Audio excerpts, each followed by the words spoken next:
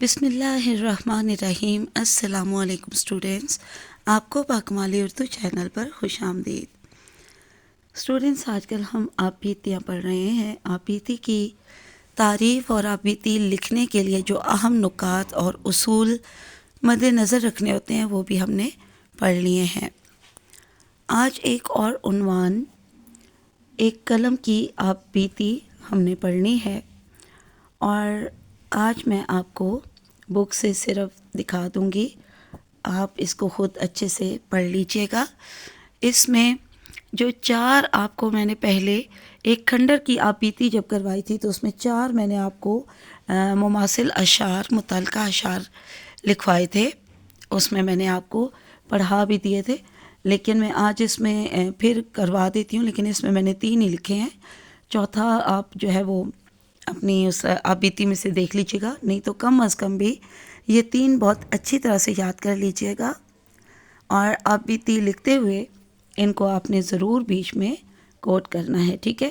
یہ والا جو ہے اس کے ساتھ میں نے نمبر 1 لکھا ہے، یعنی یہ والا جو پہلا شعر ہے نا، یہ آپ لازمی بالکل سٹارٹ میں لکھیے گا، ٹھیک ہے۔ یہ شعر ہے: میری روداد جہاں معلوم ہوتی ہے، جو سنتا ہے اسی کی داستاں معلوم ہوتی ہے۔ یہ آپ نے بالکل شروع میں لکھنا ہے۔ اس کے بعد آپ نے یہ کم سے کم یہ والی جو 1.5 لائن ہے یہ لکھ لینی ہے، اور اس کے بعد آپ یہ والا لکھ لیجئے گا: یاد ماضی عذاب ہے یا رب، چھین لے مجھ سے حافظہ میرا۔ یہ 2 شعر ہو جائیں گے۔ پھر اس کے بعد آپ باقی جو ہے وہ آگے انشاءاللہ آپ کو یہ بالکل کلیئر دکھ رہی ہوگی، تو یہ آپ بیتی آگے آپ پھر یہ لکھنا شروع کیجئے گا، ٹھیک ہے۔ اور کم از کم بھی یہ ہاف لکھ کے پھر آپ نے اس میں ایک اور شعر لکھنا ہے، اور جب یہ مکمل کر لیں گے آپ تو پھر آپ نے بالکل آخر میں یہ دیکھیں، ایک قلم کی بیتی کافی مختصر ہے، لیکن جب آپ اپنے ای شیٹ پر جوابی کاپی جو ملے گی آپ کو بورڈ کے پیپر میں، اس میں لکھیں گے تو انشاءاللہ 1.5 سے 2 پیجز یا 1.5 پیج تو لازمی یہ بن جائے گی۔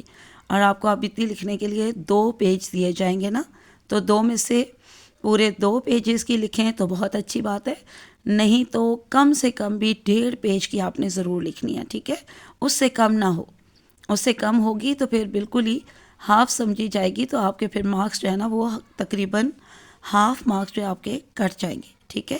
تو ان چیزوں کو، ان باتوں کو مد نظر رکھتے ہوئے کوشش کرنی ہے کہ یہ آپ نے پوری یاد کرنی ہے، اور بہت اچھی طرح سے یاد کر کے خود اپنے آپ کو ٹیسٹ دیا کریں، مشق کیا کریں لازمی۔ اور جب یہ آپ مکمل لکھ لیں گے، یاد کر لیں گے، تو آخر میں آپ نے یہ والا شعر بھی ضرور لکھنا ہے: آتا ہے یاد مجھ کو گزرا ہوا زمانہ، وہ باغ کی بہاریں، وہ سب کا چہچہانا۔ تو یہ اچھی طرح سے پوری آپ بیتی آپ کو بالکل کلیئر دکھائی دے رہی ہوگی۔ اپنے پاس اس کا چاہے اسکرین شاٹ لے لیجئے گا، اور بہت اچھی طرح سے اسے یاد کیجئے گا۔ آج کے لیے اتنا ہی کافی ہے۔ اللہ حافظ، فی امان اللہ۔